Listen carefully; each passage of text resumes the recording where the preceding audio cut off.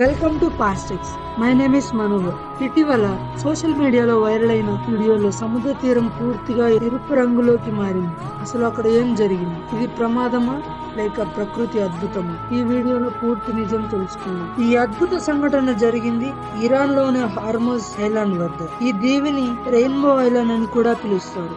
ఇక్కడ ఇటీవల భారీ వర్షాలు పడడంతో కొండల మీద ఉన్న ఎరుపు రంగు మట్టి నీటిలో కలిసి సముద్రంలోకి ప్రవహించింది.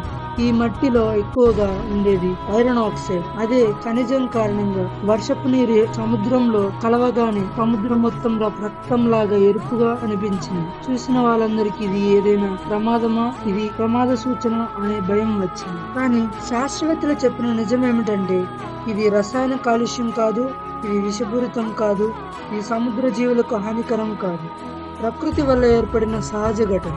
హార్మోజ్ ఐలాండ్ లోని మట్టి సహజంగానే ఎరుపు, పసుపు, నారింజ, ఊదా వంటి చాలా రంగుల్లో ఉంటుంది. అందుకే ఈ దీవిని రెయిన్బో ఐలాండ్ అని పిలుస్తారు. ఈ ఎరుపు మట్టిని అక్కడ పెయింటింగ్స్, కాస్మెటిక్స్, ఆహార రంగుల కోసం ఉపయోగిస్తారు. వర్షాలు అరుదుగా పడే ప్రాంతం కావడంతో ఇలాంటి దృశ్యం చాలా అరుదుగా కనిపిస్తుంది. కొన్ని గంటల్లోనే లేదా రోజుల్లోనే ఈ ఎరుపు రంగు మెల్లగా మాయమైపోతుంది. ప్రకృతి ఎప్పుడు మనల్ని ఆశ్చర్యపరుస్తూనే ఉంటుంది.